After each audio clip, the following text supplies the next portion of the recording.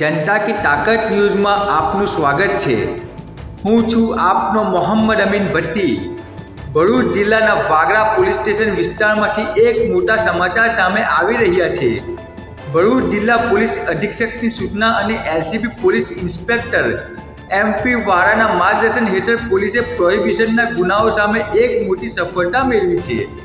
Vagra Jambusar road પરથી લાખો રૂપિયાની કિંમતનો વિદેશી દારૂ અને બિયરનો જથ્થો એક ઇનોવા ગાડીમાંથી ઝડપી પાડવામાં આવ્યો છે।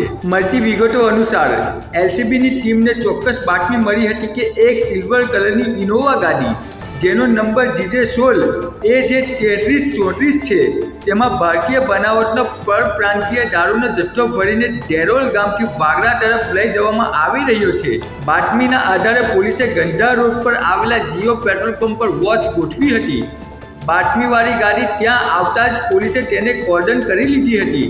ગાડીની તલાશી લેતા તેમાંથી વિદેશી દારૂની બોટલ તથા બિયરની ટીન મળીને કુલ 1164 નંગ મળી આવ્યા હતા, જેની કિંમત અંદાજે ₹2,70,936 જેટલી થાય છે। પોલીસે દારૂના જથ્થા સાથે ઇનોવા ગાડી અને એક સેમસંગ કંપનીનો મોબાઈલ ફોન મળી કુલ ₹7,80,936 નો મુદ્દામાલ જપ્ત કર્યો છે।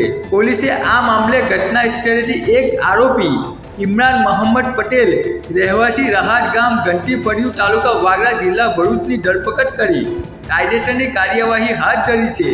જ્યારે આ ગુનામાં સંડોવાયેલા અન્ય બે આરોપીઓ મુકેશ મારવાડી રહેવાસી અંકલેશ્વર મૂળ રહેવાસી કીમ જિલ્લો સુરત અને મહેન્દ્ર ઠાકોર રહેવાસી ગામ અનોર તાલુકા આમોદ જિલ્લો ભરૂચને વોન્ટેડ જાહેર કરી આગળની તપાસ શરૂ કરી છે। આ પ્રશંસનીય કામગીરી એલસીબીના પીએસઆઈ વીપી મલ્હોત્રા, એએસઆઈ ઇરફાનભાઈ અને તેમની ટીમ દ્વારા કરવામાં આવી છે। પોલીસની આ કામગીરી ખરેખર પ્રશંસનીય છે, પરંતુ આ સાથે જ સ્થાનિક જનતામાં એક મોટો ગણગણાટ પણ શરૂ થઈ ગયો છે। લોકોનું કહેવું છે કે જો પોલીસ આ જ પ્રકારે તમામ જગ્યાએ સક્રિયતા દાખવે તો ગુનાખોરી નાબૂદ થઈ શકે છે। વાગરા તાલુકાના ગ્રામ્ય વિસ્તારોમાં હાલ કરોડો રૂપિયાનો દેશી બનાવટનો દારૂ પર ધમધમી રહ્યો છે, જેના કારણે અનેક પરિવારો બરબાદ થઈ રહ્યા છે।